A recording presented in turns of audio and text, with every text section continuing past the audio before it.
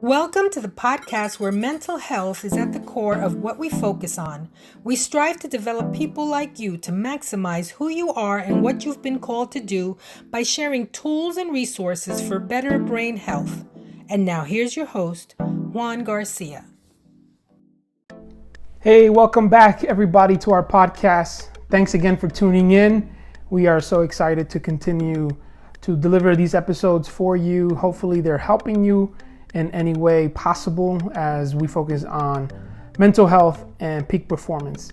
Today's Thursday, and so it is Temperament Thursday. We are focusing throughout the summer on Thursdays to bring you different temperaments of which we use in our counseling and therapy sessions. And so today we are going to focus on the temperament phlegmatic. This temperament is pretty cool. Some of the traits of a phlegmatic. The phlegmatic is a typical peacemaker. They just want peace. They are very reliable. They are dependable. They're good friends. They're even-tempered. Very trustworthy. If you want anything done as far as work is concerned and done right, you want to give it to a phlegmatic because they will stick with it. They will, it's almost like their spirit animal, if you will, is like a sloth, steady at it. So they're very steady or steadfast and dependable. They're just that type of person. So obviously every week we bring you the trait, we bring you their innate needs, and I try to focus on 4 just to make it very focused and simplistic to remember and practical at the same time. I want to bring you some strengths, and I also want to bring you some weaknesses. So what I just finished giving you, they're just basic traits of a phlegmatic. So they're neither strength or weaknesses. They're just what they are. This is the type of person that has this temperament. This is what they have in them. This is how they're wired. Now, let me give you their 4 innate needs, meaning deeply, this is what they need to be met because of the way they're wired. Okay? 4 quick things. Number 1, harmony. 2, lack of stress. 3, respect. And 4, feeling of worth. So that's harmony, lack of stress, respect, and feeling of worth. These are 4 innate needs for a phlegmatic. So very important to them that there's peace, that there's harmony. Actually, peace at all costs. This is super important to a phlegmatic. They're very low energy, so they don't want stress. They don't want to have to deal with anything stressful because it depletes them. Just naturally, it just depletes their energy. They want to feel that, or they want to at least know that you have respect for them. The work they do, you respect the way they are, who they are, how they come at you. And then they want to feel that they're valuable. So a phlegmatic may not be as vocal because they're very quiet by nature, very even-keeled, even-tempered. So they're not the rowdy type of temperament. And because of that, you might not necessarily pick them for something off the top of the list because they're not as vocal. But if you include them, that's important to them. They want to feel that they have value, that they bring some worth, and that they have worth into the picture, and they are part of something important. So these are very, very important to a phlegmatic. I'm saying baseline, fundamental for their needs to be met in these areas. Otherwise, the thing that a phlegmatic may do in order to kind of show that their needs are not being met is what I've been using every week with the word manipulate, because every temperament, when they don't get their way, or they don't get, not when they don't get their way, when they don't have their needs met, they try to get them met. And the word that is being used intentionally is manipulate. And so we discussed the sanguine, we discussed the choleric. Now the phlegmatic, the way the phlegmatic gets their way or their needs met is to manipulate through procrastination and stubbornness. So if there's something that needs to be done and it's at the hands of a phlegmatic, they will procrastinate. If you need for them to do something and they're just not making a decision because they tend to be indecisive, they will be stubborn. You're expecting change, and you cannot change their mind. A phlegmatic is not easily influenced, is not the type of temperament to just go with the flow. They're very strong in their way, and so procrastination and stubbornness is a way that they use to get their needs met. And this is very unhealthy, obviously. Every sort of manipulation is unhealthy, and the phlegmatic has to be aware of this, that when they're trying to use their procrastination and stubbornness as a license because of the way they're wired to control something or manipulate something to get their needs met, is very, very unhealthy. And it always brings to issues in the relationships, issues in families, issues at work, issues in every aspect of their lives. And so this is unhealthy. Let's talk about some of the strengths that a phlegmatic has. As I said before, a phlegmatic is very trustworthy, and that can become a strength. Someone that you can lean on, depend on, faithful, loyal, steadfast, as I said before. Phlegmatic is generous, it's content, it's very relaxed, it's the type of temperament that you can go to, and it's even-tempered, as I've said. So those are a lot of the strengths of a phlegmatic. And just so we can kind of recap in terms of the different divider, if you will, of extrovert, introvert, we talked about the sanguine at first. The sanguine is an extrovert, meaning that they process externally. And a lot of what they do externally is revolving people.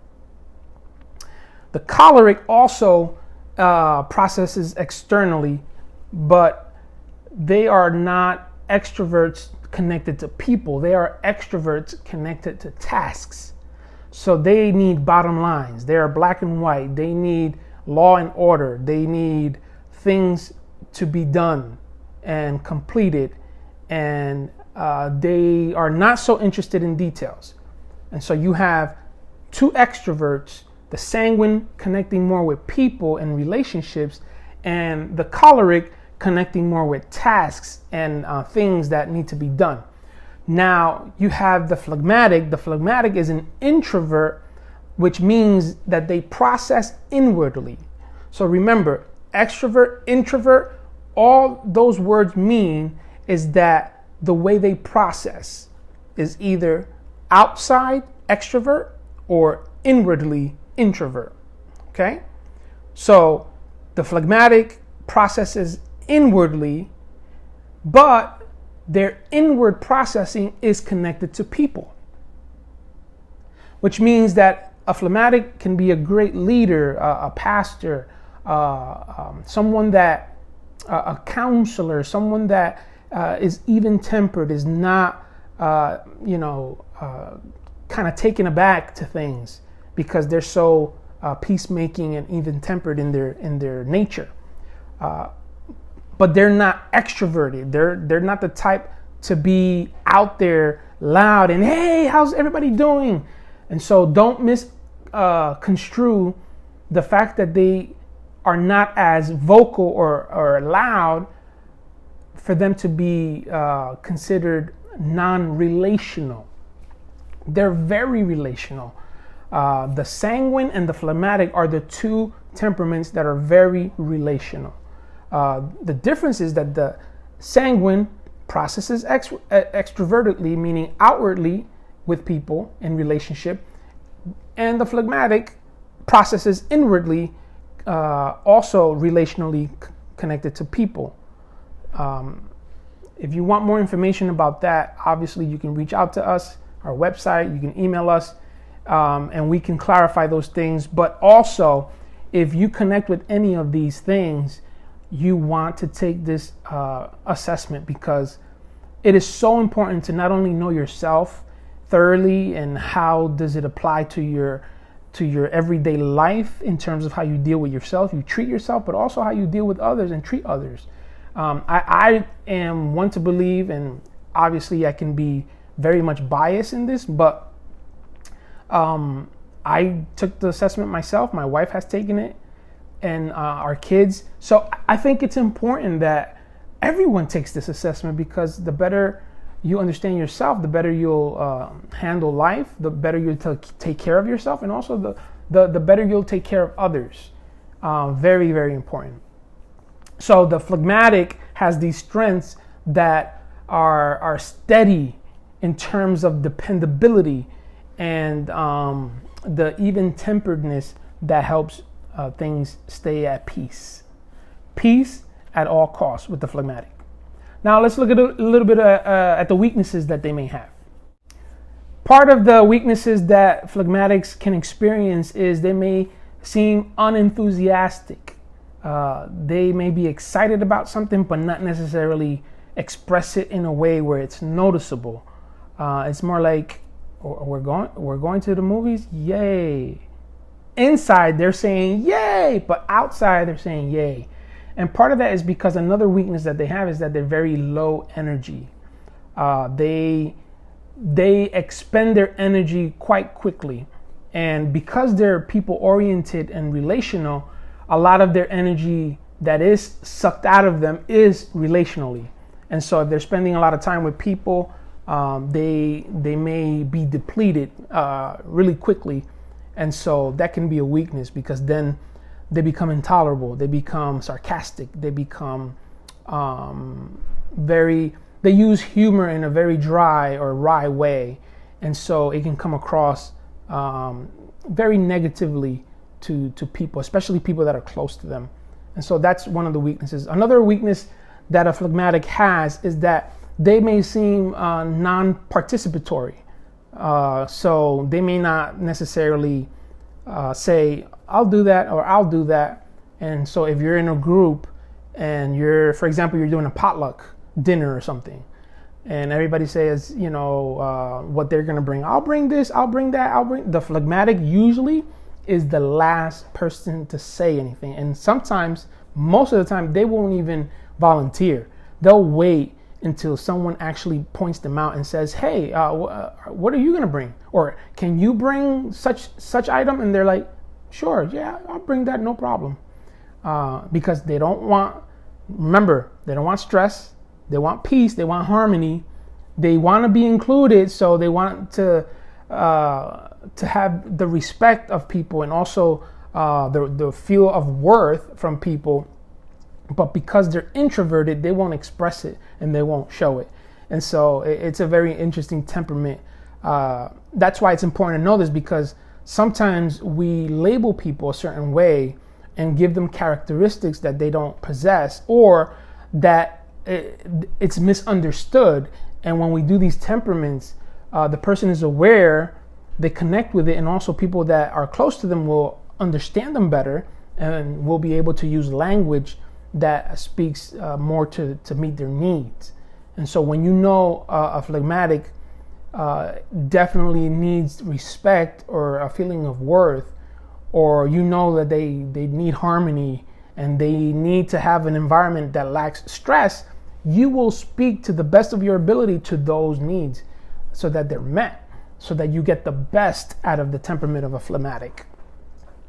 And so all of this obviously helps us. One of the things that the phlegmatic does that I kind of alluded to when it comes to when their needs are not met, that they manipulate through procrastination and stubbornness.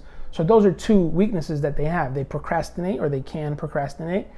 To them, they're gonna get to it, but at their time or at their pace. To us who are of different temperaments, we think it's procrastination. A phlegmatic will also be indecisive. Should I? Shouldn't I? Is it good to do that? I don't know if it's worth it. And so that indecisiveness can also become stubbornness.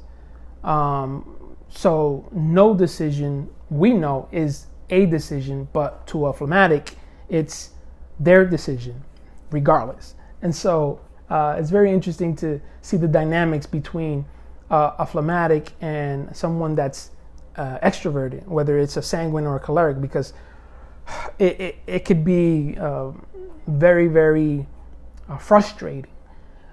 An extroverted temperament will exhaust itself verbally and outwardly and say, we talked about this already. What's taking you so long? What happened? Why aren't you making this decision? Why haven't you done this? Why haven't you done that? When the phlegmatic the whole time is saying, I'll get to it.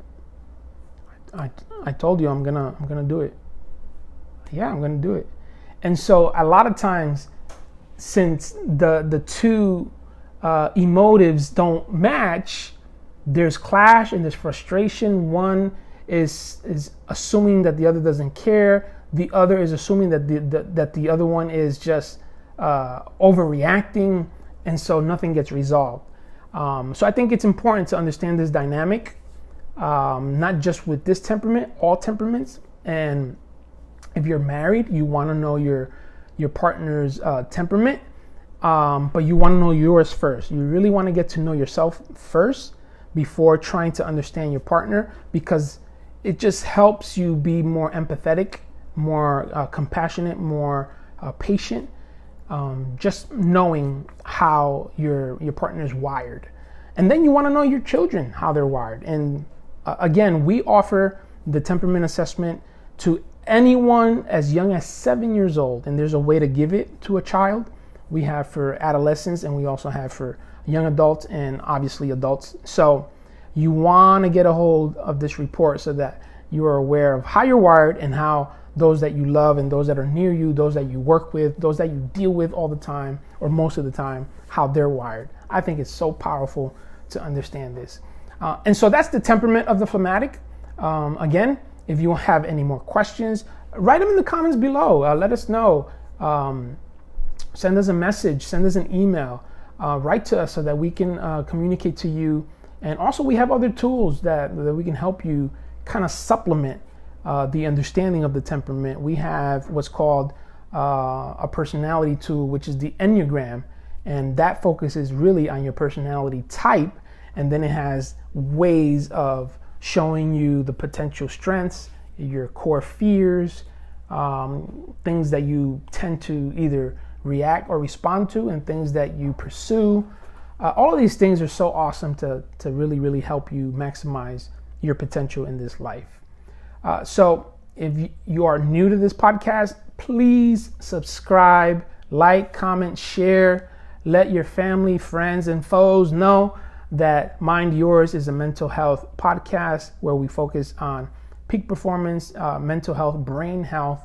We have recently been certified as brain health coaches. So if you have some concerns about your brain or your family member's brain, maybe there's someone in your family that you fear may be dealing with the onsets of Alzheimer's or dementia, we can refer you as a coach. We can refer you to the Amen Clinic, Dr. Daniel Amen, who's a world-renowned psychiatrist and who has done the most brain scans in the world and has all the data and the research showing the effects of the different things that we go through to our brains, the things that we eat, the lack of exercise, the lack of sleep or rest. All of these things have a direct effect to our brain health. And so if you're interested in that, we can give you more information on that as well.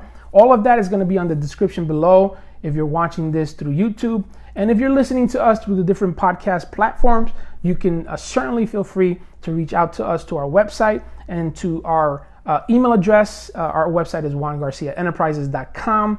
Feel free to reach us out there. We can certainly send you all the information that you would need to be mindful of your mental health, brain health, and also your peak performance. You want to be able to push yourself and challenge yourself to get the best of yourself, the best version of yourself for this life that you live. And so we are here to help you. We're here to support you. We are also now on Instagram and Facebook. We have a page on Facebook, Juan Garcia Enterprises, as well as our Instagram is at Juan Garcia Enterprises. So please connect with us. Let everyone know that we're there to support. Hablamos español. So if you have a family member or friend that is Spanish speaking, we do offer the temperament analysis tool in Spanish, completely in Spanish. We are Spanish speaking fluently, so we can offer sessions in Spanish as well. Hacemos todo tipo de asesoramiento para la salud mental y la salud del cerebro. También ofrecemos consejería espiritual y todo es centrado en la palabra de Dios. So there you have it, a little bit of Spanish for those that are familiar but not fluent in it. We are here to support you and help you and your family and friends. So thanks again for tuning in. Thank you for the support that you've been showing us. And we'll see you on the next episode. Thank you for tuning into our podcast. For more information, visit our website at juangarciaenterprises.com. Our host, Juan Garcia, is available for speaking, coaching, and one-on-one counseling. You can email us at info@juangarciaenterprises.com. Until next time, remember, we only have one mind, so mind yours.